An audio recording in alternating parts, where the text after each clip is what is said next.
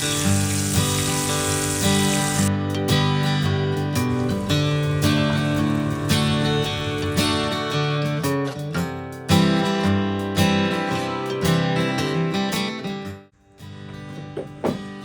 KFC chicken আমাদের কার না ভালো লাগে, আর এই শীতকালে যদি সেটা হয় সন্ধ্যেবেলা ইভিনিং স্ন্যাক্স হিসেবে, তো সেটা আরোই জমে উঠবে। তো চলো শিখে নিই আজকে কেএফসি স্টাইলে ফ্রাইড চিকেন। তো কী লাগছে, কী ইনগ্রিডিয়েন্টস লাগছে, সমস্তটা খুব খুব খুব বেসিক, সবার বাড়িতে সবসময় অ্যাভেলেবেল থাকে। ফার্স্ট থেকে লাস্ট পর্যন্ত ভিডিওটা আমি তোমাদের দেখার জন্য রিকোয়েস্ট করছি, কারণ কোন জায়গায় কী ইউজ হচ্ছে সেটা কিন্তু খুব একটা ভাইটাল পার্ট এই ভিডিওটা স্পেশালি। আর যারা আমার ভিডিওটা দেখছো তাদেরকে রিকোয়েস্ট থাকছে, যারা সাবস্ক্রাইব চ্যানেল করোনি তো একটু চ্যানেলটা সাবস্ক্রাইব করার জন্য রিকোয়েস্ট থাকছে। কেএফসিতে যে ব্যাপারটা থাকে, যে ক্রিস্পি থাকে চিকেনটার ওপরটা, যে ক্রিস্পি থাকে ভেতরটা জুসি থাকে, তো এই ব্যাপারটার জন্য কিন্তু আমরা সবাই ওটাকে আরও বেশি পছন্দ করি। এই সেম পদ্ধতিতেই আমি তোমাদের বানিয়ে আজকে দেখাচ্ছি কেএফসি স্টাইলে ফ্রাইড চিকেন। তো চলো ভিডিওটা শুরু করা যাক। তো তোমরা স্টেপ বাই স্টেপ দেখতে থাকো। আমি এখানে 500 গ্রাম বোনলেস চিকেন নিয়েছি, আর চিকেনের পিসগুলো তোমরা দেখতেই পাচ্ছ আমি কী সাইজে কেটে নিয়েছি। তো একদম ছোট করে নেবে না, তাহলে কিন্তু ভাজতেও অনেকটা টাইম লেগে যাবে। এই সাইজে রাখলে জিনিসটা ঠিকঠাক কিন্তু থাকবে। তো আমি ম্যারিনেট করছি এটাকে নুন, পরিমাণ মতো আদা রসুন বাটা, আর এর সাথে দিয়ে দেবো একদম অল্প পরিমাণ একটু ভিনিগার। তো এই তিনটে জিনিস দিয়ে চিকেনটাকে ভালো করে মেখে এটাকে ম্যারিনেট হতে দেবো মিনিমাম 15 থেকে 20 মিনিট। এবং অন্য একটি পাত্রে আমি নিয়ে নেবো পরিমাণ মতো ময়দার পরিমাণটা একটু তোমরা অনেকটা বেশিই রাখবে। আমি এখানে প্রায় 400 গ্রামের মতো ময়দা ইউজ করেছি। তার সাথে নিয়েছি অল্প পরিমাণে একটু কর্নফ্লাওয়ারটা বেশি দেবে না, তাহলে কিন্তু একটু হার্ড হয়ে যাবে জিনিসটা। আর এর সাথে দিয়ে দেবো পরিমাণ মতো নুন, দিয়ে এটাকে ভালো করে মিক্স করে নেবো। তো অন্য একটি পাত্রে আমি নিয়ে নেবো আইস কোল্ড ওয়াটার। তোমরা এর সাথে একদম চিল্ড ওয়াটারও দিতে পারো, আর যদি পারো কিছু বরফও অ্যাড করতে পারো। অন্য সাইডে গ্যাসের ফ্লেমটা অন করে আমি ফ্রাইং প্যানটা গরম হতে দেবো, এবং যে ময়দার কর্নফ্লাওয়ারের মিক্সারটা আমরা নিয়েছিলাম সেখানে কিছু পরিমাণ চিকেন আমি নিয়ে নেবো। খুব বেশি চিকেন কিন্তু একসাথে নেবে না, তাহলে জিনিসটা কিন্তু ঠিক একদমই আসবে না, এবং ওই যে ক্রিস্পি ব্যাপারটা ওটাও কিন্তু থাকবে না। আমি এখানে 6-7 পিসের মতো নিয়ে নিয়েছি চিকেনটা। ফার্স্টে এটাকে ময়দাটাকে দিয়ে ভালো করে একটু চিকেনটার ওপরে লেয়ারটা কোট করে নিতে হবে। এটাকে একদম জোরে প্রেস করতে হবে না, কিছু করতে হবে না, জাস্ট ময়দাটা দিয়ে কোট করে নেবে এইভাবে।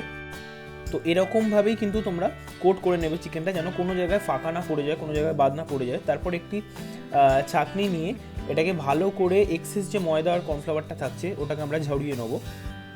তো ভালো করে ঝরিয়ে নিয়ে তারপর যে আইস কোল্ড ওয়াটার আমরা যেটা নিয়েছিলাম সেটার মধ্যে জাস্ট এটাকে এইভাবে ভালো করে ডুবিয়ে নেবো।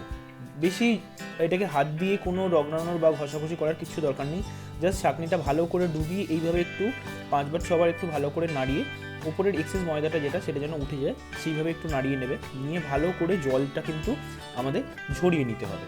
এই যে জল ঝরিয়ে নেওয়ার পর জিনিসটাকে এরকম টাইপের দেখতে লাগবে। তো ভালো করে জলটা ঝরিয়ে নেওয়ার পর এটাকে আবার আমরা যে ময়দার কর্নফ্লাওয়ারের মিক্সচারটা ছিল ওটার উপরে আবার দেব, দিয়ে এরপর কিন্তু আমরা এটাকে একদম জোরে জোরে প্রেস করে করে ভালো করে এটাকে আমরা কোট করে নেবো ময়দার কর্নফ্লাওয়ারটার কোটে। তো এইভাবে তোমরা যতটা পারবে জোরে জোরে কোট করে নেবে জিনিসটাকে, ভালো করে চেপে চেপে একটু মেখে। এই যে এরকমভাবে কিন্তু তোমরা যতটা পারবে এরকমভাবে ভালো করে কোট করে নিতে হবে জিনিসটা, তাহলে কিন্তু যে ওপরের ক্রাঞ্চি যে ব্যাপারটা থাকে ওই ব্যাপারটা আসবে, এবং ওপরে যে একদম যে একটা ক্রিস্পির যে লেয়ারটা থাকে ওই লেয়ারটাও কিন্তু ঠিক এর পরেই আসে। তো এইভাবে ভালো করে কোট করে নেওয়ার পর এইবার কিন্তু তোমরা দেখো যে ওপরের যে লেয়ারটা যেরকম টাইপের থাকে সেরকম কিন্তু আমাদের অলরেডি চলে এসেছে, তোমরা দেখতে পাচ্ছ। এই যে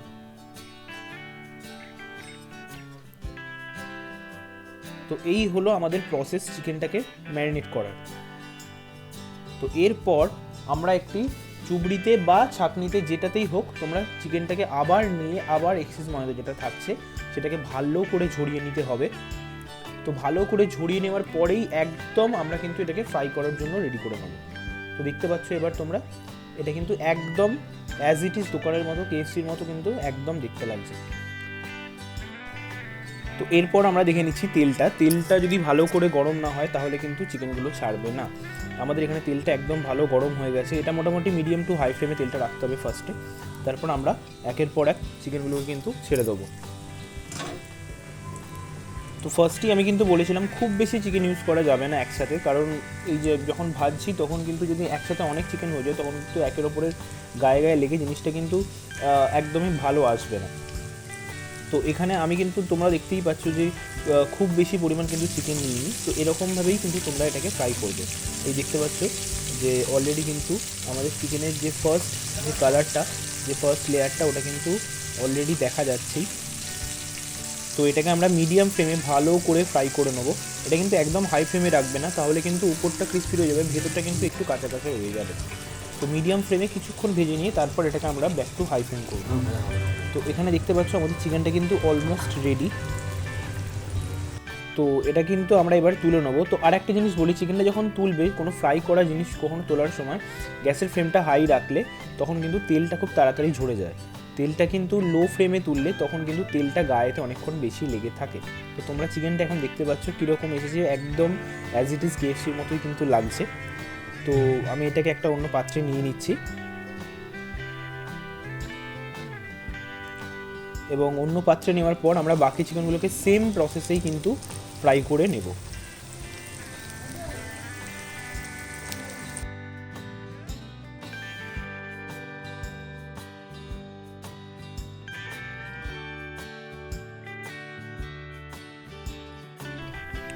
তো তোমরা দেখতেই পাচ্ছ চিকেনটা, এবং অন্যদিকে আমি একটা স্পেশাল মশলা বানিয়ে দেখাচ্ছি।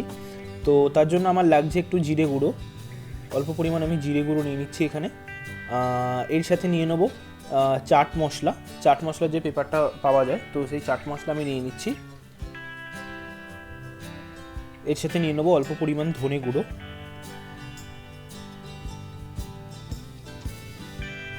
আর নিয়ে নেবো অল্প পরিমাণ নুন। তো নুনটা নিয়ে ভালো করে মশলাটাকে আমরা কিন্তু ভালো করে মিক্স করে নেবো। এই যে এইভাবে মিক্স করে নিচ্ছি মশলাটাকে। এবং তোমরা দেখতে পাচ্ছ এখানে আমাদের চিকেনটা কিন্তু রেডি। এর সাথে আমরা মশলাটাকে এখন ভালো করে মিশিয়ে নেব। তো তার জন্য চিকেনটা একটা পাত্রে রেখে মশলাটাকে নিয়ে আমরা ভালো করে চিকেনটার উপরে দিয়ে সেটাকে ভালো করে মিক্স করে নেব।